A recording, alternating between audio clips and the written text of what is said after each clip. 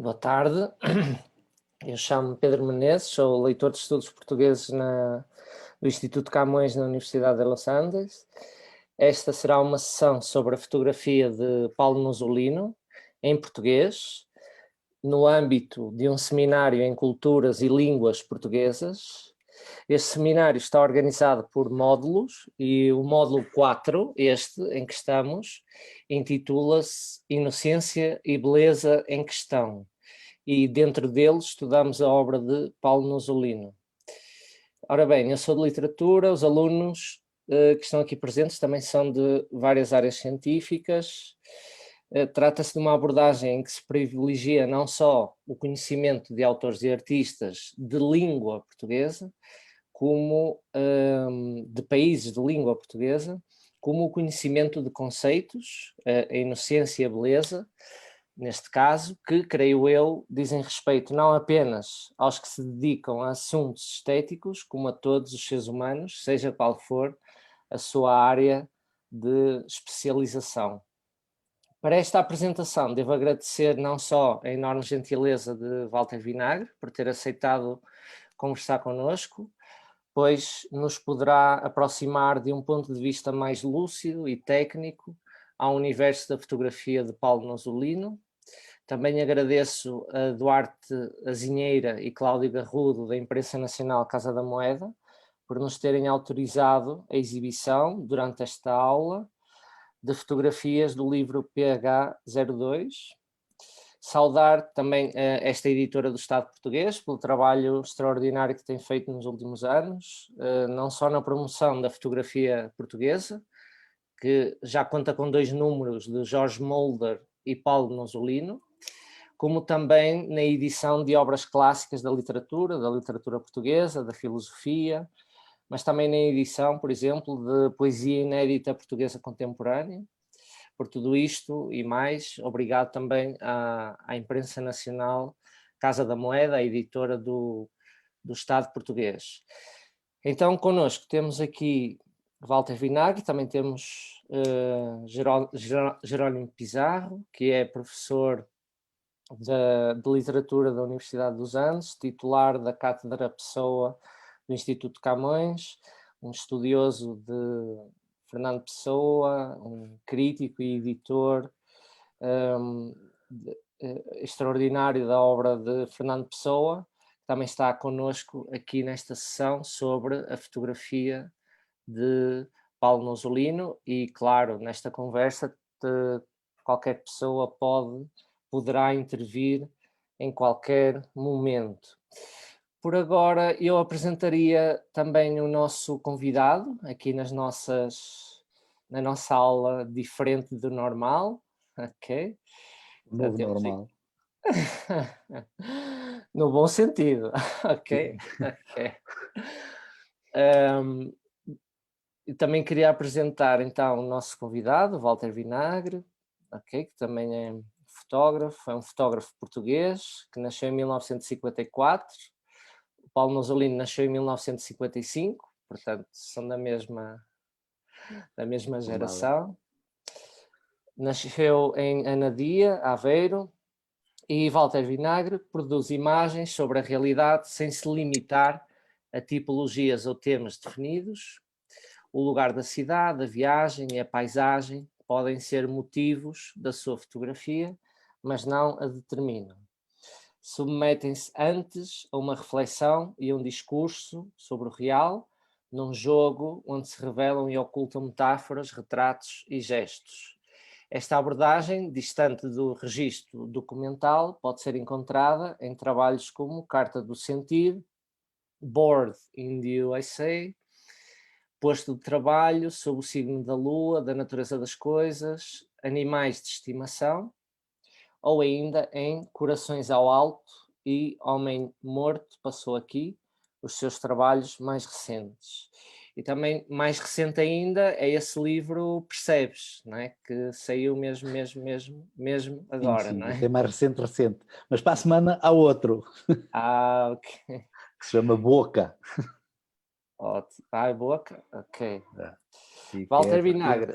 A partir dos textos do Rui Nunes. Sim? Extraordinário. Rui Nunes, que trabalha com o Paulo Nosolino, tem trabalhado Sim, também. cruzam-se muitas vezes. É bom. Só para terminar assim rapidamente a tua apresentação, Walter, dizer que recebeu em 2016 o Prémio Autores, da Sociedade Portuguesa de Autores, melhor trabalho de fotografia com a série Posto de Trabalho. Chama-se Posto de Trabalho, que tem a ver com, digamos, com um trabalho de investigação, não é? Das prostitutas que trabalham perto da estrada e que têm os seus e que têm os seus abrigos, têm os seus lugares na floresta. Não é? Portanto, é um trabalho que vocês podem ver também no website da fotografia do Walter Vinagre. Eu já Está moribundo, mas esse ainda lá está. Sim, esse está lá, posso confirmar. Tá. Está representado, dentre outras, Walter Vinagre está representado nas seguintes coleções: Arquivo Fotográfico Municipal de Lisboa, Fototeca Nacional de Cuba, Museu de la Photographie Charleroi, PLMJ, Sociedade de Advogados de Lisboa, Coleção Nacional de Fotografia, Centro Português de Fotografia, Best Art Collection, Fundação Dom Luís I, Coleção de Arte, Fundação EDP, MAT. Ok? Bem-vindo, Walter Vinagre, bem-vindo, Jerónimo, bem-vindo a todos, estudantes, bem-vindo a todos os que estão a assistir por aí, pelas redes. Então, eu deixei a apresentação do Paulo Nosolino para o Walter Vinagre e depois podemos interagir com ele, fazer perguntas sobre a obra do autor que aqui nos ocupa. Está bem? Então vamos lá, Walter. Antes de tudo, vou-te dar uma adenda às edições da Imprensa Nacional, na coleção PH. Portanto, citaste 2, não, faltam 3. Faltam 3. Fernando Lemos, que faleceu há pouco tempo no Brasil, a Helena Almeida, que faleceu há pouco tempo, e o José Manuel Rodrigues, que foi Prémio Pessoa. Obrigado. Com o Manel Alegre. Portanto, estes com o Nosolino e o Jorge Molder são os 5 autores portugueses que até o momento estão editados na série, portanto, o PH da Imprensa Nacional. Sim. Ora bem, em relação ao que nos traz aqui, mais diretamente, portanto, o Paulo Nosolino, enquanto autor, o Paulo Nosolino, portanto, como disseste, nasceu em 55 em Lisboa, começa a fotografar ou a interessar-se pela fotografia por volta, logo no princípio dos anos 70, em 72, creio eu, portanto, eu teria 17, 18 anos. Em 75 parte para Londres, portanto, voluntariamente decidiu ir para Londres, depois de ter vendido, digamos, muitas das coisas que tinha suas, e foi para Londres estudar, onde ficou de 75 a 78. Depois, em 89 a 2001, esteve a residir em França, Paris, e 2005 para cá reside normalmente em Lisboa portanto, embora faça temporadas em Paris e creio que noutros sítios, mas é digamos que assim, as suas deslocações mais coisas. 75, 78, no percurso do Paulo, enquanto autor, enquanto estudante, ele considera importante esta parte, porque, para além, obviamente, do estudo, enquanto esteve, portanto, apanhou a explosão da era punk, da cena punk, em Londres. Daí ter conhecido o Cid Vinícius, Ah, sim?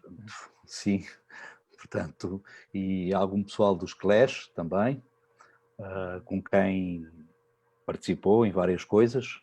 Isso pode ser consultado em algumas das entrevistas que o Paulo foi dando quando normalmente expunha ou editava em Portugal, portanto, no Público, no Diário Notícias, no Expresso, portanto, Visão. Há várias entrevistas do Paulo e há alguns textos em que citam essa experiência punk que, segundo alguns dos críticos que acompanham o Paulo, consideram importante no trajeto dele, esse lado punk. E eu, se a memória não me falha, creio que numa das últimas entrevistas do Paulo ele também assume esse lado, ainda hoje, esse lado punk na sua maneira de ser e de estar. Posso só mostrar aqui uma fotografia Pode. que pode, talvez possamos mostrar aqui os Cid Vinícius. Cid Vícios, não. Joy Division. O Cid Vícios é, de facto, é uma figura dos Sex Pistols, que entrou pela mão do John Lydon.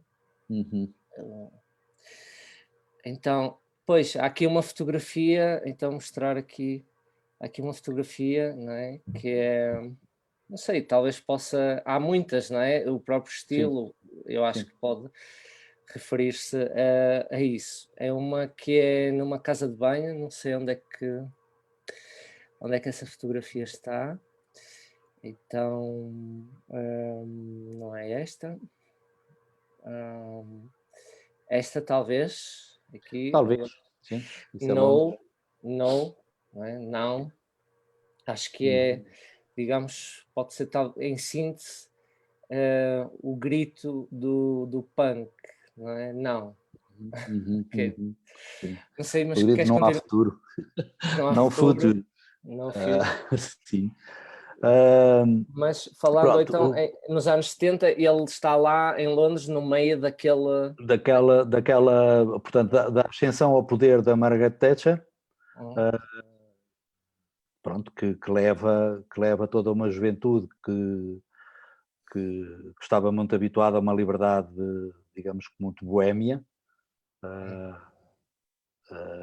consumo de drogas, álcool, pronto, várias coisas próprias da época, e que com a chegada da Margaret Thatcher ao poder encostou toda essa geração, para além de todas as outras questões políticas que acarretou, mas houve toda uma geração, sobretudo a geração urbana inglesa, que se sente, digamos que, encurralada, encostada contra a parede, e em que o seu grito, digamos, que é a explosão da cena punk. E ele, obviamente, bebeu tudo isso durante esses anos em que esteve. Portanto, cá foram 3 anos, ali quando tudo aconteceu, ou quando tudo começou a acontecer. Ele também começa, portanto, ensaios, artigos em revistas, entrevistas. Ele começa desde 88, que há a bibliografia e biografia do trabalho do Paulo, catálogos, portanto, o primeiro catálogo com uma antologia é 1987 em Berlim. Ele foi escrevendo, portanto, há alguns livros dele que têm textos que são, portanto, que foi ele que escreveu. Outras vezes são textos que são citados, às vezes, ao longo das entrevistas que ele foi dando. Em termos da sua produção bibliográfica mais direta, portanto, há 2 ou 3 que eu próprio não tenho, portanto, que são coisas logo do início, porque eram de pequenas edições de 100 exemplares. Portanto, há um em 1980 que se chama Vala Comum, que ele colabora que tem poemas do poeta do Alberto. Ok. E em 83 a editora é a Frenesim.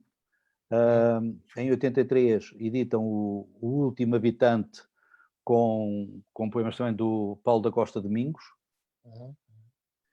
E em 82 é editado um pequeno livro que foi feito pelo Paulo, foi produzido pelo Paulo em Ovar, em 1976, que se chama Para Sempre.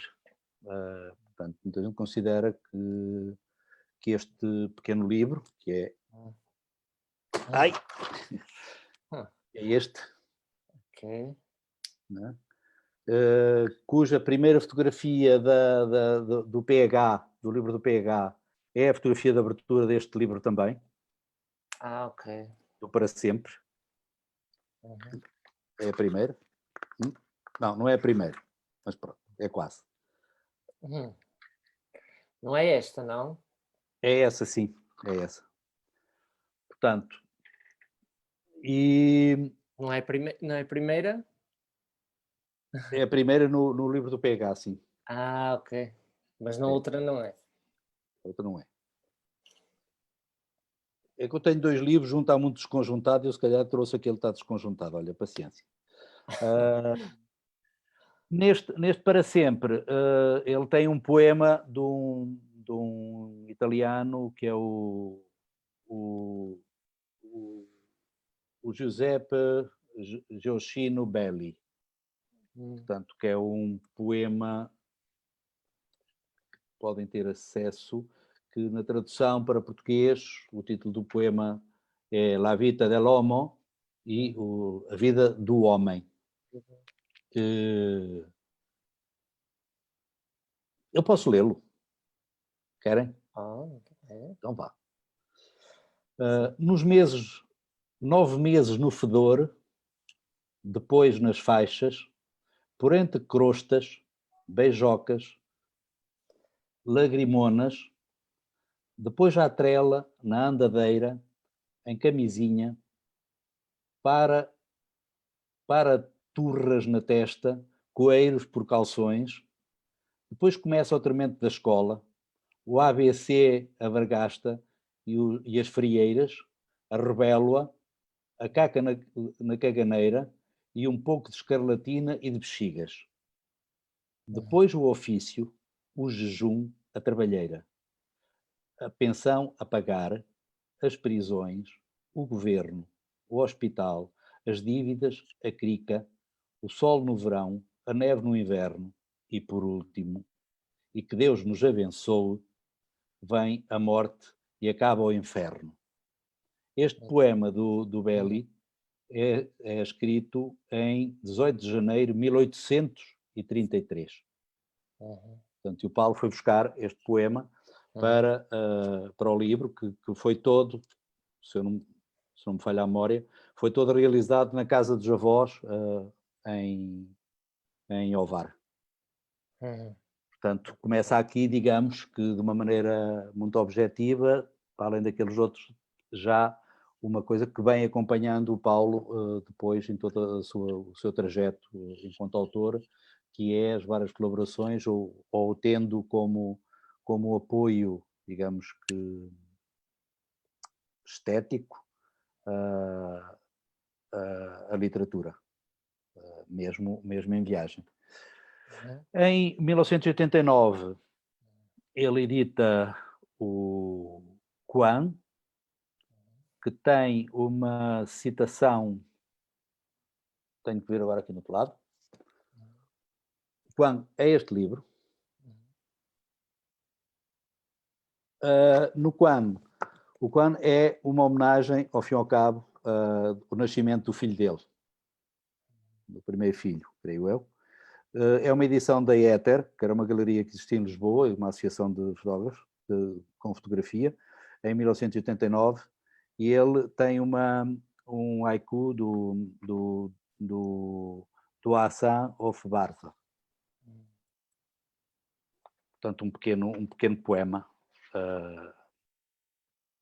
para esta edição. Depois, em 1996, ele edita Penumbra, em que o texto é dele, portanto é um texto dele. O Penumbra eu mostro-vos. Okay. Agora ficam a ver as capas, pelo menos. É este. Ok. Pronto. E que capa contra capa. E que foi um livro importante. É um livro importante porque constantemente, sempre que se referem, sempre que os críticos ou nas entrevistas ao Paulo, a Penumbra, que é de 96, vem sempre, está sempre presente, porque é uma viagem que ele faz, são várias viagens que ele faz, sobretudo ao mundo árabe, e onde o negrume, digamos, das suas imagens, se calhar ainda se torna mais negro. Ele, quando começa a acentuar, e daí creio eu que o nome Penumbra, esta coisa. Também quando estava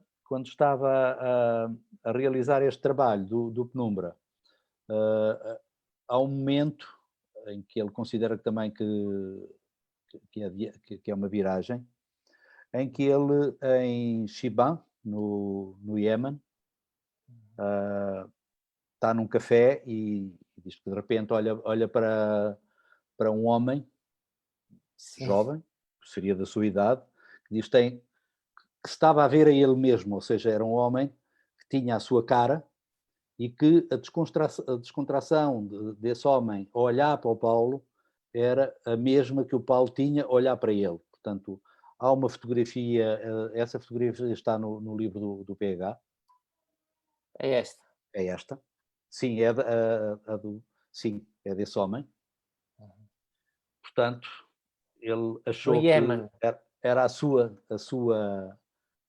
era o seu sócio, era o seu outro eu, e que ele diz que aqui, quando encontra este homem, diz, ok, o trabalho que eu andava a fazer no mundo árabe acabou aqui, porque, que raio, quer dizer, não é preciso ir para tão longe para me encontrar, para me ver a mim mesmo. Pronto. E é uma... É no Iémen, certo? É no Iémen, sim, em Shiban. S-H-I-B-A-N. E depois, aqui... Também pus a foto do autor para comparar. Para comparar, é isso. Eu gosto muito desta foto, não é? E de alguma forma eu acho que tem a ver, não sei se posso dizer aqui qualquer coisa sobre, se podemos dizer alguma coisa sobre isto, Walter? Eu acho que sim. Os autorretratos são sempre coisas muito tramadas. É, não é? É. Porque eu gosto... Eu que o diga. Gosto deste autorretrato, porque... ora bem, não é... Normalmente os fotógrafos que estão olhando pela máquina, não é? Portanto, não é ele trabalhando, é ele, digamos, espreitando, não pela máquina, mas por fora da máquina, não é? Sim. Tem esse detalhe de ele estar espreitando por fora da máquina. Depois numa superfície que é a primeira máquina fotográfica, uma das primeiras, que é o espelho, não é? Sim. Que é talvez uma das próprias máquinas fotográficas, e depois tem algo ou seja, o rosto não está escondido, não é? E o rosto humano é aquilo que nos aproxima e projeta para o exterior, não é? E de alguma forma o fotógrafo tem sempre uma máquina, não é? Ou seja, entre ele, digamos, e a realidade, de alguma forma. Sim, entre a cabeça Sim, e o olho há sempre um outro olho. sim, como uma espécie de um outro olho, quase um Yeah, que esconde também, não é? Uma sim. espécie de esconderijo. Esconderijo é escondite em espanhol, Uhum. ok? Mas aqui também está essa imagem do rosto, não é? Que se levanta de alguma forma, que se mostra fora da câmara e que está no fim, está em intervalo, ou seja, não está a produzir, ou seja, está a produzir, mas de alguma forma não está na sua atividade, não é? Sim. Não E está. agora vou-vos mostrar um retrato feito por Luís Carvalho para uma entrevista no Expresso em 2005, em que o olhar que ele tem no seu autorretrato não é tão diferente do olhar que ele põe, que ele coloca, quando se deixa fotografar. Vamos cá ver se conseguem ver. Não se vê muito bem. Ok. Pois tem sempre algo de espanto, não é? É, e um Espanto olhar em português é pasmo, não pasmo, é? sim. Porque espantoso em espanhol tem outro sentido Sim, tem completamente. outro sentido, sim. E pronto, há sempre algum espanto, algum pasmo É, quando nos vemos a nós próprios, não é? sim, sim. O Sloterdijk também diz que o espelho, que é, digamos, quase o início da melancolia, não é? Ou seja, Uhum, uhum. e a maioria dos seres humanos não se viu ao espelho, nem se fotografou, não se conheceu. É interessante que na América Latina há zonas da América Latina, há tribos ainda hoje na América Latina em que não se deixam fotografar e não usam espelhos. Há um trabalho muito interessante de uma americana feita no final dos anos 90, que Uhum, trabalhou algures numa zona entre o Uruguai, portanto essa zona aí para baixo, com as tribos indígenas, uhum. em que só conseguiu trabalhar com eles com a fotografia a partir do momento em que aceitaram ver-se refletidos na água.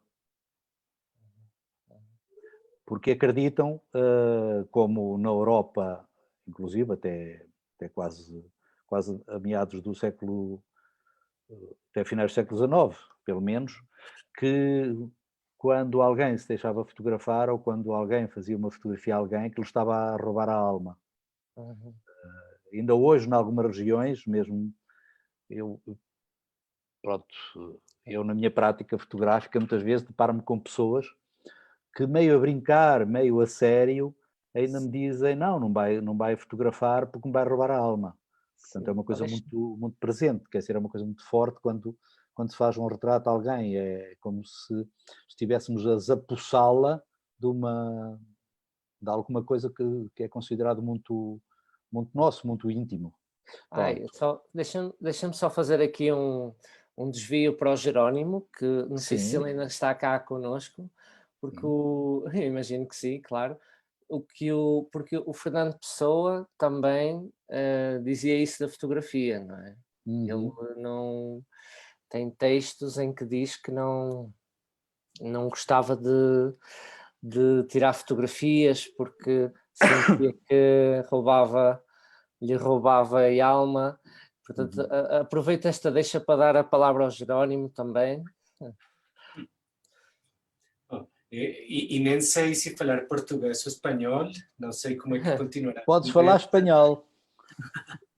Bueno, o hablo en español, pero sí, yo creo que para Fernando Pessoa la fotografía estaba rodeada de algunas supersticiones y no fue solo para él, es decir, la fotografía tenía algo de nuevo, igual que el cine y muchas otras artes más o menos visuales y de fantasía. Y él, pero es paradójico, es decir, podía ser supersticioso pero no por eso dejó de compartir algunas fotografías mínimas, incluso con Ofelia Queiroz, con esa novia.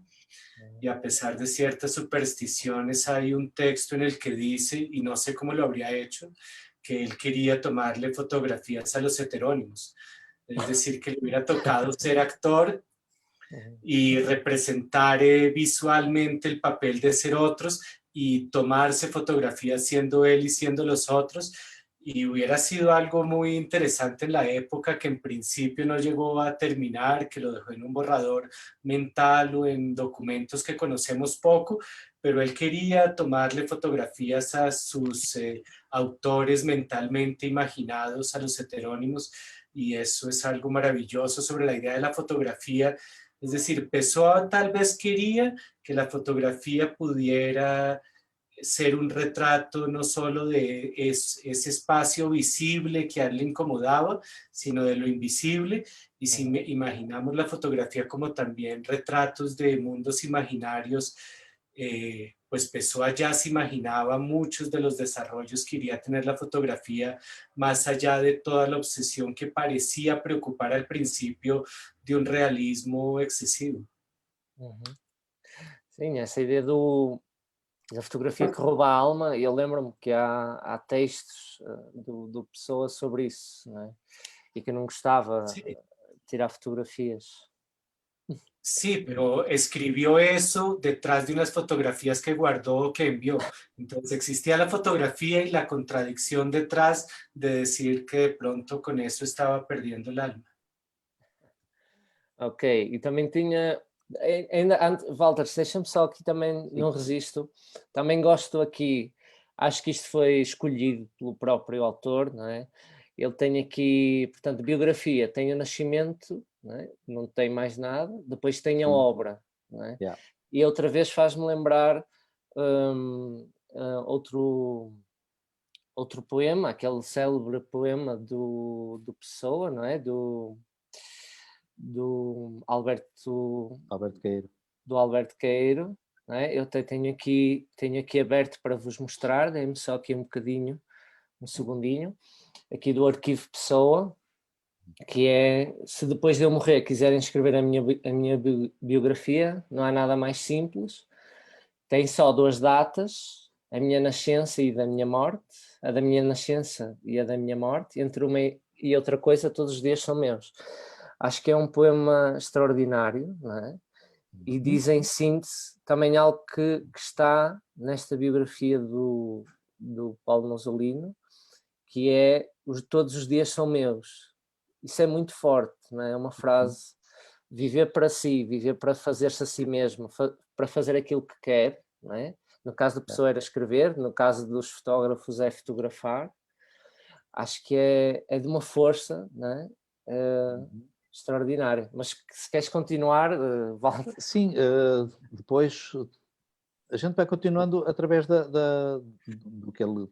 Pronto, está aí a biografia, eu tenho aqui também, um pouco porque tem aí os nomes, mas os nomes não dizem nada, não é? Depois, em 97, ele expõe em Coimbra uma série, e tem um livro, que se chama Tuga, que é este.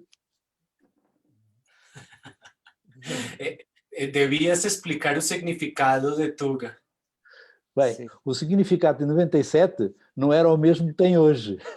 Então ainda melhor, então eu quero aprender. Pelo menos não era tão corrente. Hoje o significado de Tuga é português. É um português de Portugal. É um Tuga. Sim, uma coisa muito, muito fechada, muito... isto é um português de Portugal, é um Tuga. Pronto, quando dizemos isso, não é... É quando queremos fechar alguém dentro de uma... quase como algo depreciativo, nem sequer é uma coisa muito interessante. Isso é coisa de Tuga. É aviar, não... Leva-se a sério se for para levar, mas também, como se dizer cá, não morre ninguém se não se levar a sério. É um pouco isso. Ele em Tuga, o trabalho que ele apresenta em Tuga é a experiência dele, tanto na Sérvia e na ex-Jugoslávia. Portanto, ok, pois. Ele também esteve aí quando houve a Guerra dos Balcãs? sim. Durante esse Isto período. é a seguir, portanto,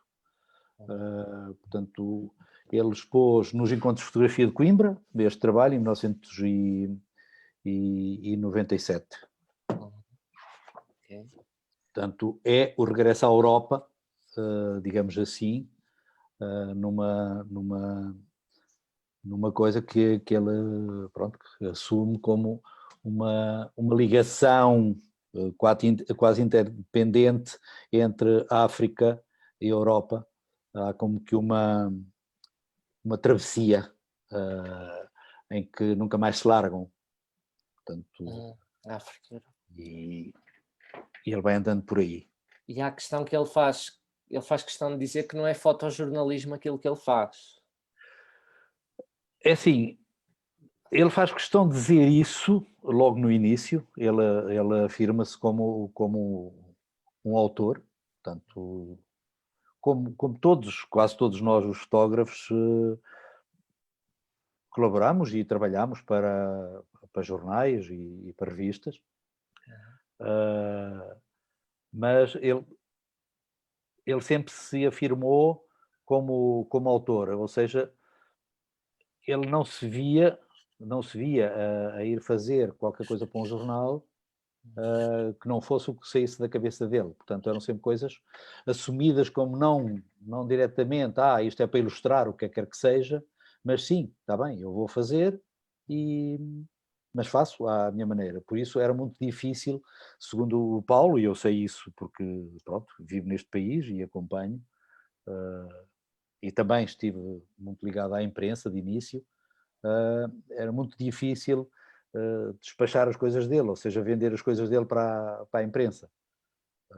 Pronto, não é o único a sofrer desse mal. Há vários fotógrafos em Portugal que sofremos do mesmo mal. Às vezes é difícil vendermos as nossas coisas para a imprensa porque aquilo que fazemos, o Paulo faz, que eu faço, e o Júlio Duarte e outros fotógrafos fazem muitas vezes, é que de facto olhamos com os nossos olhos e produzimos uma imagem. E às vezes essa imagem parece estar muito ao lado daquilo que se pretende na notícia, mas só parece. Portanto, não serve propriamente para ilustrar o que quer que seja. Estou a dizer. Pronto. Ele, em 97 também, edita numa encomenda do Teatro São João, do Teatro Nacional São João no Porto, um livro que foi feito em Veneza, portanto, que ele trabalhou em Veneza, que é Os Suspiros de Chumbo, pequeno livro, e que conta com um poema também do Alberto. Alberto, que também viajou, desculpa, também viajava muito, Alberto, como sim, o Alberto até espírito ficar, digamos, mais doente, viajou sempre. E quando não viajava fisicamente, viajava literalmente. Ele gostava muito de estar, ele gostava mais de estar em Sines do que no outro lado. Sines, digamos que era o seu sítio, o seu laboratório. Eu conheci o Alberto também pessoalmente, privei com ele algumas vezes e sabia desses lados. Depois, quando tinha que viajar, viajava também. Mas, claro, não era da maneira como da mesma maneira e como o Paulo assume a viagem. Não é? Em 98, há um livro que eu não tenho, que se chama Solo, creio que foi com esta série que ele teve um prémio em França, na Suíça, e que tem textos do Jean-Luc Psieff, que era um fotógrafo também já falecido, e do Charles-Henri Fabreau, que era, portanto, chegou a ser diretor do Museu de Fotografia do Charleroi. Em 2001, ele foi convidado para fazer um trabalho em Macau, portanto é uma encomenda, pronto, uma coisa oficial, em que ele, porque tinha a ver na altura com a transição de Macau para a China e com a saída, pronto, de Portugal, acabar o período, digamos, colonialista Portugal em Macau, e ele produziu um livro que tem um texto do Antoine Valandin e que o título que ele disse é Fim, está aqui, portanto é este livro. A exposição foi em Lisboa, portanto na Fundação Culturgest. E pronto, é uma viagem a Macau, à sua maneira. Ok. Sempre a fotografia dele tem esse lado, tem essa marca d'água, se quisermos, que é contrastes profundos, portanto, negros muito profundos, e em que nos brancos não há branco, portanto, o que está são muito grão, portanto, a utilização do filme, uma forma de trabalhar, portanto, são fotografias sempre com muito grão, com muito contraste. E o Paulo, na sua maneira de trabalhar, há um lado que é quando se vai trabalhar, portanto, procurar imagens, portanto, tirar fotografias, regressar com elas e passado algum tempo, ou pouco ou muito, depois, esse é um período, que é um período importante, mas depois, para ele também, há um período ainda muito mais importante, que é o período da escolha. E depois da escolha, ainda há o outro período, que é o terceiro período, que é quando as imagens, depois de escolhidas, são tratadas e são apresentadas consoante nós temos acesso a elas. Portanto, duras, contrastadas, cheias de grão, em que há um trabalho de laboratório, um trabalho de máscara muito grande. Portanto, tudo aquilo que possa estar no negativo, que não interessa ao Paulo, enquanto autor, que lá esteja, ou que, de certa forma, isto agora é uma palavra, possa distrair aquele que vê a imagem daquilo que o Paulo não quer, então anula toda essa informação, digamos assim, informação que está a mais, anula através da manipulação, utilizando os negros, portanto, ou seja, levando até ao negro total, se for necessário, determinadas zonas da imagem, ou deixando-as na penumbra, aí vemos ao título anterior, portanto, de um dos seus trabalhos, ou deixando na penumbra alguma informação que é importante que esteja, mas não é a primeira informação que ele quer, portanto, e aí há todo este jogo e tudo isso que é uma constante no trabalho do Paulo, sobretudo depois do Penumbra, depois de 1996. Não sei se podemos começar com perguntas, Walter, ou... Sim, deixa-me só acabar isto, que eu agora faço isto claro. muito rápido. Sim. Depois, em 2003, ele faz um livro que se chama Nuez, que é este, com poemas, são fotografias dele, com poemas do Rui Baião. Em 2005, portanto, é a exposição que se faz em Serralves, que é uma antológica, que é o Far Cry, portanto, tu tens o livro, por isso podes mostrá-lo tu, que é para não ser sempre só eu. Este eu pedi para a biblioteca, este está aqui na Colômbia. Está aí na Colômbia, boa. Está aqui na Universidade dos Andes. Muito bem. Tenho aqui... Este é de Auschwitz. Sim. Auschwitz. É Auschwitz. O Far Cry tem um texto do Rui Nunes E depois na exposição havia uma espécie de folha de sala, eu digo uma espécie porque de facto é uma brochura, eu devo ter aqui algures. Está aqui. Pronto, que é esta. A questão do Que é pequeno editada, formato. Do pequeno é um formato. formato mais pequeno, muito mais pequeno, que é do Museu de Serralves e que tem um texto do diretor, pronto, que era o diretor à altura de Serralves. Tem um do João Fernandes, que era o diretor do museu, e depois do Ulrich Luck, que era o diretor de Serralves. Portanto, ao fim e ao cabo, que este trabalho tem três textos, sendo que o texto que ele assume como importante, obviamente, é o trabalho que ele fez. Portanto, creio que inclusive a própria escolha de imagens, o Rui Nunes teve muito peso nisso. Em 2011, ele edita 2 livros, que é o... Desculpem lá.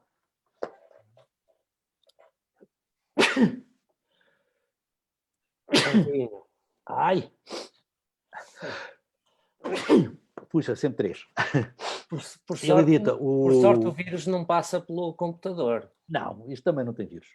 O Von Roden, né? E um outro importantíssimo, que é o Maculatura. Pronto. São 2 textos, são 2 livros, não tem texto. Portanto, há só imagens. Não, estou a mentir. No Von Lonely, o texto é do Paulo e pronto, pelo menos o livro que eu tenho está em inglês. Em 2013, ele faz uma exposição em Lisboa com fotografias de pequeno formato, também de fotograma, contrariamente a tudo que ele tinha, onde é que está, e que o Oscar Faria, que é um crítico que reside no Porto, portanto a exposição chama-se Glome, pronto, está aqui a capa. Não é um livro, não é um catálogo, mas é um póster que tem, pronto, é grande, é muito grande.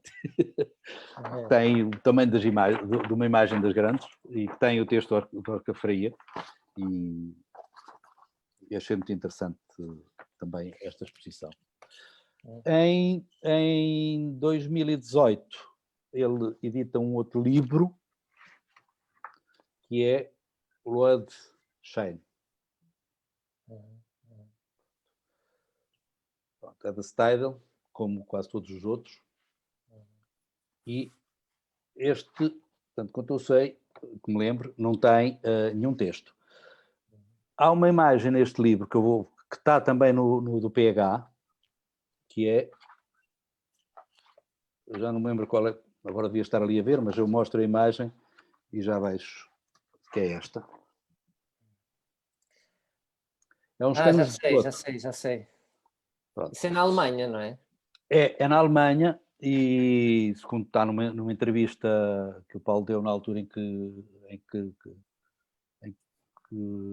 está, também está no Far Cry, creio eu. Ele diz que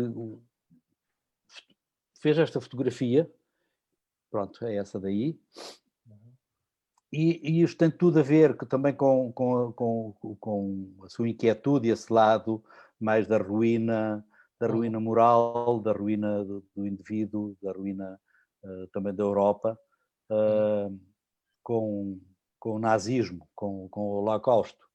E o que ele diz desta imagem, da importância dela também, é que, de repente, teve consciência que, por estes canos, foi para onde passou muita da merda dos nazis neste hotel. Porque estiveram neste hotel. Portanto, digamos que há sempre, por trás de cada imagem, há sempre histórias, não é? Portanto, ele destaca algumas, neste caso, ele destaca esse lado, digamos que mais vernacular, que é da merda dos nazis que saíam por aqueles canos de esgoto. Uhum, uhum. E pronto, eu penso que a primeira exposição que ele faz cá é em 1980, nos encontros de Coimbra, nos primeiros encontros de fotografia de Coimbra. Portanto, ele expõe logo aí, logo nesses primeiros encontros. E há uma relação entre o nazi, entre esta história que contaste, desta fotografia, e o punk também, não é? Porque, de facto, eu creio que há o Grelo Marcos, acho que era o Grelo Marcos, que dizia que a música punk está sempre a dizer que o nazismo está a chegar. Sim. Eu acho que também as fotografias dele, de alguma forma, têm que ver com uma certa vigilância, não é? E uma certa atenção a sinais, vestígios, não é? Mas mais perversos, não é? Ou sociais mais agressivos e políticos mais agressivos. E também mas a ruína também é uma questão, ou seja, é mais verdadeira do que aquilo que não é ruína, porque é o que fica, não é? Sim. E a questão da Europa e da maneira com que ele tem tratado a Europa é quase como uma história de deserto. Ainda não se conseguiu digerir o Holocausto. Não se conseguiu digerir a Segunda Guerra Mundial. Tudo o que ficou de mau, de nocivo, de contra a humanidade desse tempo das trevas, digamos assim. E há muito disso no trabalho do Paulo. Ele, na sua época, no seu tempo de Paris, ele tinha uma relação muito próxima com um filósofo romeno que morreu em 1995, né? Disseste o Pedro, que eu não fui ver, estava exilado em Paris. Ele não estava exilado, eu vivia em Paris, mas vivia ele próprio exilado, porque vivia num andar algures em Paris, de onde praticamente não saía, ou não saía, que era o Cioran. Portanto, um dos filósofos malditos. Sim. E que de certa forma estava para aí, também por causa era ele próprio uma ruína do Holocausto, né? de toda essa história. E depois de Auschwitz, de uma visita em 94 que o Paulo faz a Auschwitz, todo este lado, digamos, mais negro e mais ruína, desse lado da ruína, portanto está constantemente presente nos trabalhos do Paulo. Pronto, eu penso que a partir isto é uma curiosidade, a primeira individual que o Paulo faz, em 1991, chama-se In Dark and Light. Ok. É a primeira individual. Portanto, se houvesse dúvidas do que é que vinha a seguir, eu penso que está cá tudo, não é? Pronto, e agora creio que podemos falar um pouco. Também, uma das últimas coisas que faz, também trabalhou com outro poema, com o António Osório. Ok. Pronto. Estou à disposição. Podemos ir falando, façam perguntas, façam favor. Okay. Acho que é mais fácil do que estar sempre eu aqui, que eu não sou professor, já fui. Esse lado professoral não me agrada muito. Também não sou crítico. Sou crítico, mas não neste caso crítico de arte. Não me importa e gosto de falar de trabalhos que gosto e não me incomoda, não é? mas de facto gosto muito mais de responder do que estar aqui a debitar opiniões como se fossem verdades absolutas. Eu não quero que assim seja. Então, não, eu acho que acompanhaste profundamente, tens acompanhado profundamente o percurso de Paulo Nosolino, e isso é evidente pelo que tu mostraste, pela diversidade das publicações, do tipo de exposições, do tipo de trabalho que foi sendo feito ao longo da carreira do fotógrafo Paulo Nosolino. Por isso acho que temos todos que te agradecer. Eu acompanho muitos autores no mundo inteiro. Claro. E não são só fotógrafos. Pois. Eu não são só fotógrafos. Então, alguém quer fazer uma pergunta ao Paulo? Alguém? Sim, Carolina, vamos lá. Olá, me escutam? Olá. Sim. Obrigada pela apresentação. Eu tenho uma pergunta. O Paulo tem a preferência para tirar foto de forma espontânea ou ele também procurava tirar fotos como montagens ou fazia montagens ou ele só Não, gostava de tirar foto assim? O Paulo, a sua forma de fotografar é uma forma livre. Inclusive ele costuma dizer, daquilo que eu leio em várias entrevistas dele, e já ouvi dizer, ao vivo também, que um fotógrafo, para além de uma câmara fotográfica, precisa de ter um bom par de botas, um bom par de sapatos, porque tem que andar muito para fotografar, ou seja, as coisas encontram-se, no trabalho do Paulo, de outros autores também, é muito importante esse lado da não composição, da não espera. Portanto, ele de facto, o lado de repórter do Paulo é esse lado do nada tirar tudo, que é ir para o vazio. Ir para o vazio é nós irmos para um sítio que conhecemos ou não conhecemos e não temos nada, de facto. E daí tirar aquilo que tiramos tudo, de facto. E o Paulo tem muito isso. Ele próprio diz que o maior desafio para ele é isso, é ir para o vazio, para o nada, e desse nada, desse vazio, retirar tudo para as suas imagens. Né? E ele também considerava... desculpe.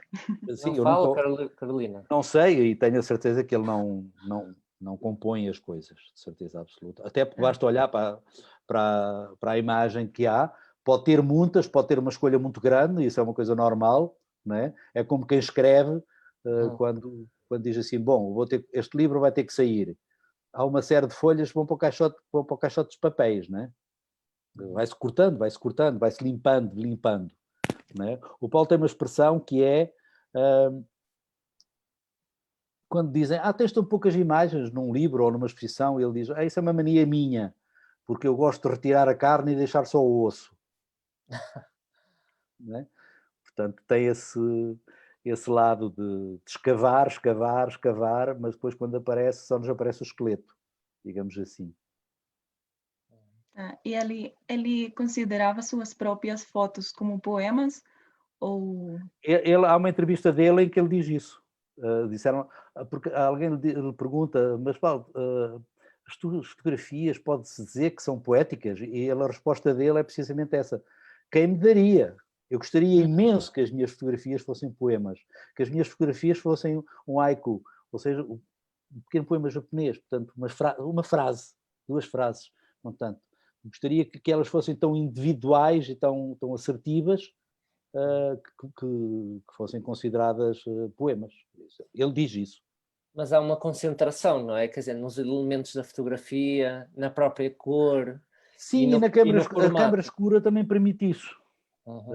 Quando está a esconder coisas para fazer sobressair outras, está-se a construir uma imagem. E ao construir isso, de facto, estamos a reescrever a base que temos também. eu digo temos, porque isto é um trabalho de fotógrafo, como eu sou fotógrafo, é que sou capaz de dizer de outra maneira, né? Portanto é isso, mas ele de facto assume esse lado, que por muito duras, por muito negras, por muito pesadas que sejam as suas imagens, sim, podem ser poéticas, sim. Ele gostaria que fossem, diz ele. Muito Obrigada. bem. Maria Fernanda. Sim, eu queria também dizer algo parecido às imagens poéticas, porque eu acho que as imagens dele são como uma forma de plasmar eternamente algo que está mudando todo o tempo. E isso é precisamente o que faz um poema. Então, eu acho que é muito interessante que ele também considerar as suas imagens como poemas, e especialmente, como você diz, poemas mais oscuros. Nós pensamos as imagens dele como elegias, porque podem ter muitos significados tristes, melancólicos, e nós gostamos muito da apresentação. Muito obrigada. Obrigado. Então, Alejandra. Olá, eu Olá. tinha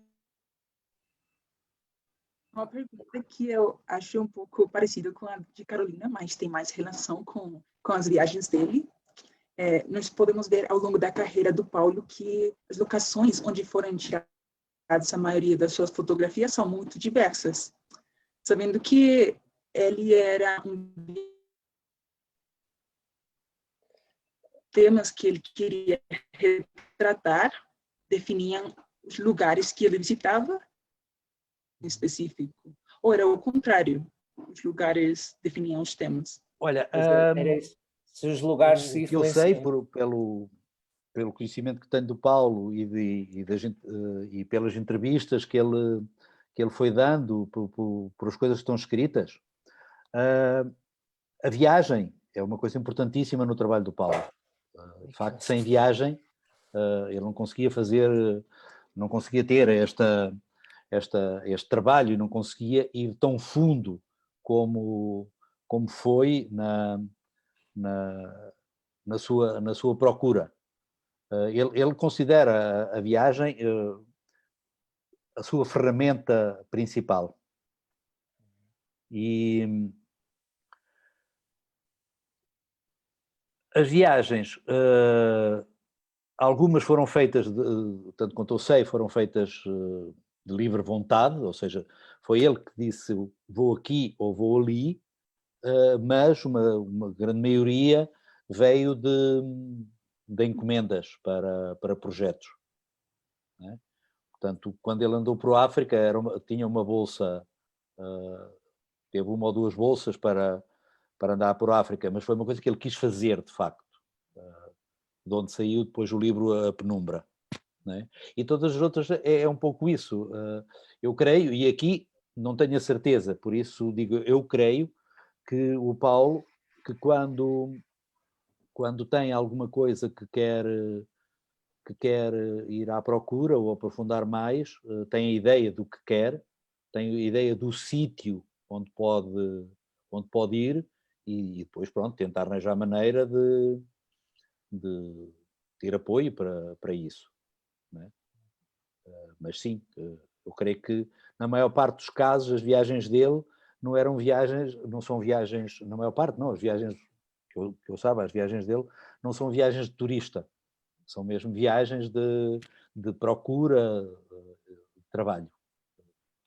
Até porque caminha muito, por exemplo, no deserto. Foram viagens que ele utilizou para procurar, para produzir as obras que tem e para fazer vir, poder trazer fotografias que lhe dessem as imagens, que revelassem as suas inquietudes, que é o que ele nos expõe. Respondi, Alejandra? Sim, obrigado. Ok. Há mais alguma pergunta? Camilo. Bom, olá. Primeiramente, muito obrigado pela apresentação. E eu tenho uma pergunta orientada mais hacia a luz. por exemplo, as fotos de Paulo Nosolino são muito escuras, mas nelas entra sempre um pouco de luz. Porque que pode dizer você sobre a importância que tem essa luz ou essa escuridade nas fotos de Nosolino? A importância é maior, porque de facto, quando se olha para as fotografias do Nosolino, a primeira impressão que temos é que elas são todas muito negras, de facto, são carregadas,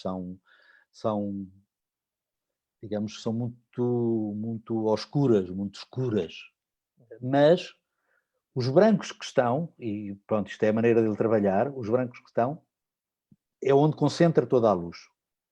Portanto, quando ele no laboratório, quando estão a trabalhar no laboratório, toda a manipulação, todo o esconde ou abre da imagem é para acentuar o lado luminoso que lhe interessa. Não é? Portanto, nós aqui, se vermos, temos 3 partes de uma imagem, digamos que na sombra, naquele lado mais negro, mas depois temos um lado de luz que vem no branco, mas há um ponto que é o reflexo do próprio relógio que nos atira mais uma luz muito mais centrada. Não é? Na outra imagem do outro lado nós temos que é um reflexo, uma entrada de luz sempre. Portanto, a luz é fundamental na fotografia. É fundamental no trabalho do Paulo e é fundamental na fotografia. Nós na fotografia costumamos dizer, nós não trabalhamos sem luz. Mas não tem que ver com... Não é que tenha um significado específico. Não é isso, é simplesmente... Tem, de certeza, claro que tem. Inclusive, há um autorretrato do Paulo, que eu creio, agora não tenho a certeza, mas creio que também está no PH, eu digo já, em que ele fala desse lado. Pronto. Isto é um autorretrato do Paulo. Não se vê muito bem, mas está aí está no PH logo ao princípio, é o Pedro. Sim, eu já mostro essa, eu estou-me a lembrar. Pronto.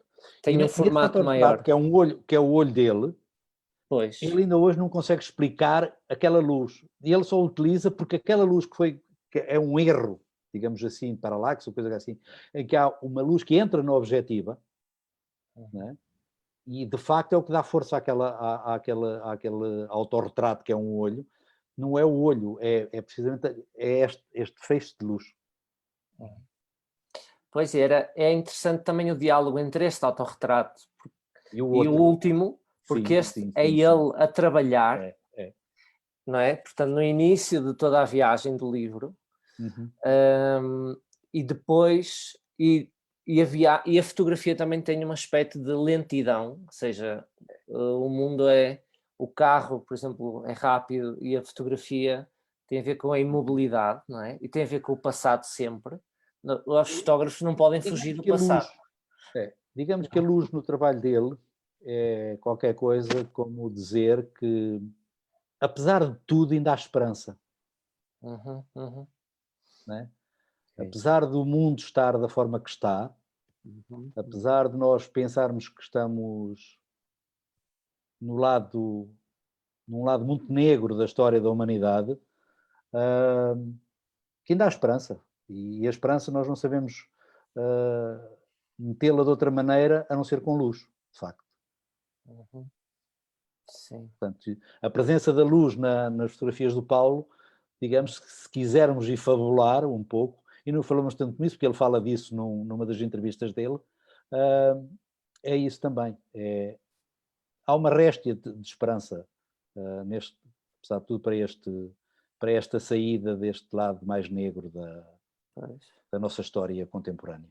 E também queria dizer só a respeito dos poucos meios, que isso também é a ética do próprio fotógrafo, escolher trabalhar com pouco e também escolher, ou seja, ele pode contar tudo com uma imagem simples, por exemplo, aquela dos canos de esgoto, não é?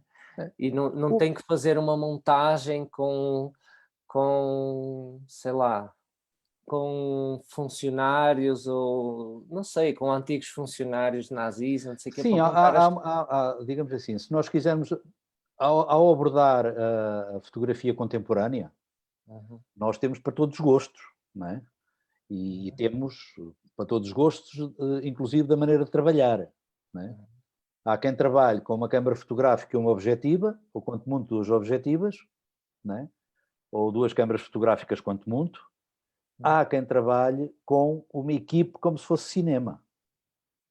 Pois, sim. E não é isso que acarreta maior valor ao trabalho ou que retira valor ao trabalho. Ora bem.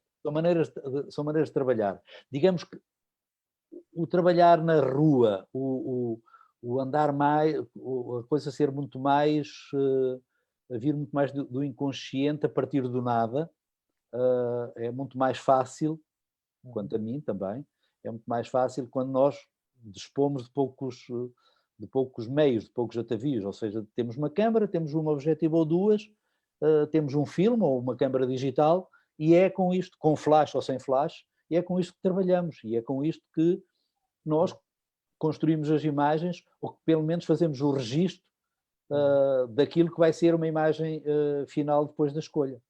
Ok. Olha, já não há muito tempo. A Laura Sofia, para uma última pergunta, já só, porque os alunos têm aula, sabe? Walter, portanto, daqui a 1 minuto eles já temos que acabar. Pronto, então, se há mais uma pergunta, rápido. Vamos lá, Laura, porque eles têm aulas. Vamos Muito lá. Você já falou um pouco sobre o tema, mas dado o que Paulo nasceu após o fim da Segunda Guerra Mundial, existe alguma maneira de identificar suas fotografias como gestos da guerra na cultura europeia? Olha, em todos os trabalhos depois de Tuga, incluindo Tuga, em todos esses trabalhos tu tens todo esse lado do Holocausto.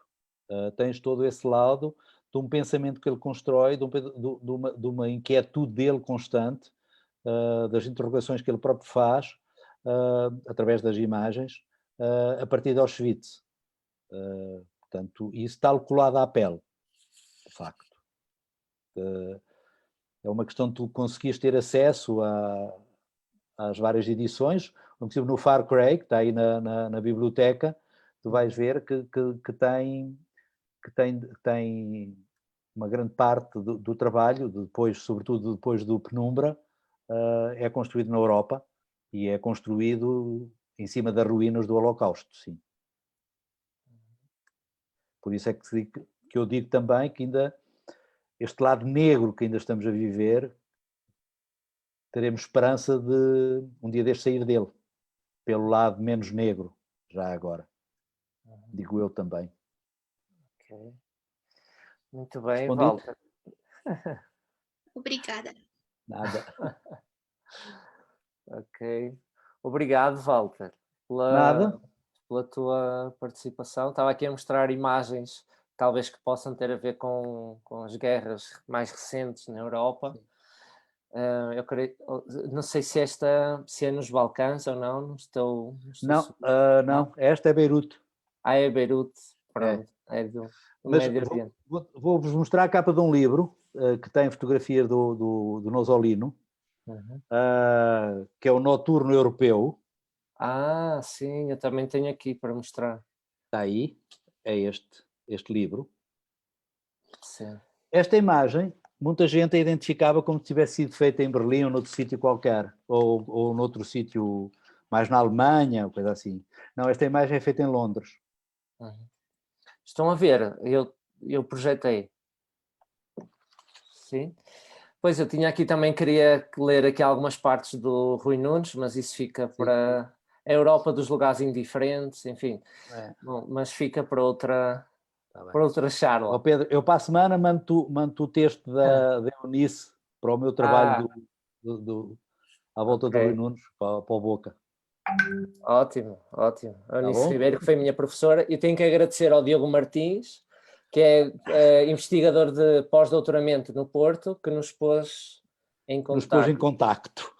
Que me disse, vais aceitar não sei quanto? Está bem, sim, pronto. E que ele trabalha o Rui Nunes, ele estuda o Rui Nunes. Obrigado, isso. Diogo. E Então, ao Unis Ribeiro.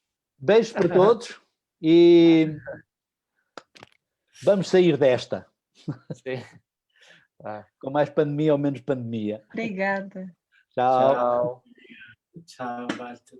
Tchau, fiquem bem. Até quinta. Obrigado. Tchau.